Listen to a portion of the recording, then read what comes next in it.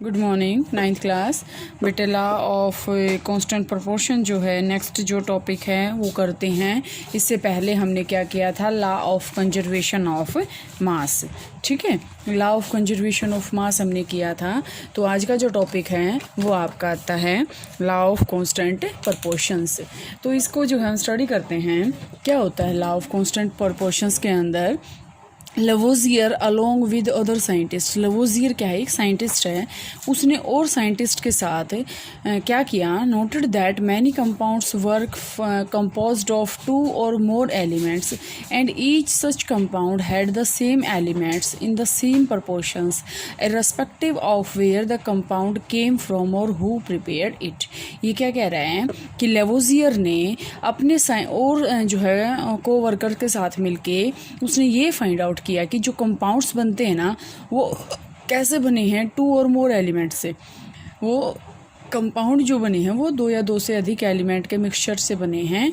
And each such compound has the same element in the same proportion irrespective of where the compound came from or who prepared it.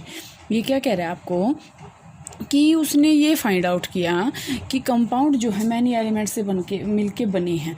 और वो ये कह रहा है कि वो नेचर के ऊपर डिपेंड नहीं है कि वो, जैसे मैं अब आपके पास एग्जांपल दे दूँ बेटा वाटर का। अब वाटर का फॉर्मूला जो होता है H2 होता है, चाहे हम उसको कुएं से ले लें, चाहे तालाब से ले लें, चाहे टैप वाटर ले लें, चाहे RO से ले लें, कहीं से ले लें। अब वाटर का फार्मूला तो H2 ही रहेगा। तो इट मीन्स क्या है कि वाटर का हमें ये नहीं देखना कि वो आया कहाँ से है, किसने उसको बनाया है, कहाँ से उसको हम लेके आए हैं। लेकिन आपको यहाँ से क्या नोट करना है कि सिर्फ वाटर का फार्मूला क्या है, H2O है। ठीक है, अब जैसे आपके पास CO2 है, हम CO2 गैस को जो है ड्यूरिंग रेस्पिरेशन रेस्पायर करते हैं। ठीक है, तो अब यहाँ से अगर हम देखें तो CO2 का फार्मूला, कार्बन डाइऑक्साइड का फार्मूला CO2 ही रहेगा। चाहे स्टूडेंट्स छोड़ें, चाहे टीचर्स छोड़े, चाहे प्रिंसिपल छोड़े, चाहे और कोई छोड़े। मतलब कहने का क्या है कि CO2 जो कार्बन डाइऑक्साइड गैस को, O2 को हम लेते हैं, CO2 को हम छोड़ते हैं, तो उसका फार्मूला ऐसा ही रहेगा, सेम रहेगा। In a compound such as water the ratio of the mass of hydro, देखो वो वाटर का एग्जाम्पल आ गया। In a compound such as water the ratio of the mass of hydrogen to the mass of oxygen is always 1:8। ठीक है, whatever the sources of water. अब यहाँ से देखो बेटा कि जो वाटर का जो फॉर्मूला है H2O है और रेशियो है ना मास का 1:8 है। मतलब हाइड्रोजन 1 है और ऑक्सीजन कितना है, 8। ये बहुत इंपॉर्टेंट क्वेश्चन है आपके पास। ये क्वेश्चन बहुत बार पूछा जाता है कि what is the ratio of the masses of hydrogen and oxygen in the water, कि वाटर के अंदर हाइड्रोजन और ऑक्सीजन का मास रेशियो कितना होता है। तो अगर हाइड्रोजन ऑक्सीजन का पूछें तो 1:8 और ऑक्सीजन हाइड्रोजन का पूछे तो 8:1। ये आपको नोट करना बेटे, हाइड्रोजन 1 ही रहेगा, ऑक्सीजन कितना रहेगा, 8। तो हाइड्रोजन पहले ऑक्सीजन बाद में पूछ रहे हैं तो 1:8, ऑक्सीजन पहले हाइड्रोजन बाद में पूछ रहे हैं तो 8:1। ठीक है, तो यहाँ से देखो, if 9 gram water is decompose, अगर हम 9 ग्राम वाटर को डिकम्पोज कर रहे हैं तो वो 1 ग्राम तो हाइड्रोजन बनाएगा और 8 ग्राम क्या बनाएगा, ऑक्सीजन हमें मिलेगा। सिमिलरली इन अमोनिया का फार्मूला होता है बेटे NH3। Nitrogen and hydrogen are always present in 14/3 by mass whatever the method of the source from which it is obtained. मतलब कहने का क्या है कि NH3 फॉर्मूला है, N का नाइट्रोजन का 14 होता है, हाइड्रोजन कितने हैं, 3 हैं।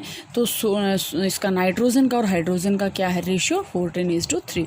This led to the law of constant proportions which is also known as law of definite proportion. इसको हम क्या बोलते हैं, law of definite proportion. This law was stated by Proust as in chemical substance the elements are always present in definite proportion by mass. ये ला किसने दिया, देखो Lavoisier ने तो उसकी स्टार्टिंग की थी, लेकिन दिया किसने, ये प्राउस्ट ने। ये क्वेश्चन आपके पास देखने ला MCQs में पक्का मिलेंगे। तो यहाँ से आपके पास क्या है, केमिकल सब्सटेंस के अंदर एलिमेंट्स जो होते हैं वो ऑलवेज कंबाइन करते हैं एक डेफिनेट प्रोपोर्शन में, और वो क्या होते हैं, by mass. The next problem faced by scientist was to give the appropriate explanation of this law. British chemist John Dalton, अब आया जॉन डॉल्टन, लेवोजियर, प्राउस्ट। अब जॉन डॉल्टन ने जो इसमें प्रॉब्लम्स आई ना उसको क्या किया, शॉर्ट आउट किया। Appropriate explanation of this law, British chemist John Dalton provided that basic theory about the nature of matter. Dalton picked up the idea of divisibility of matter, which was still then just a philosophy. ये अभी तक एक सोच विचार ही था, लेकिन Dalton ने उसकी जो है डाल्टन एटॉमिक थ्योरी वो है दे दी. ठीक है.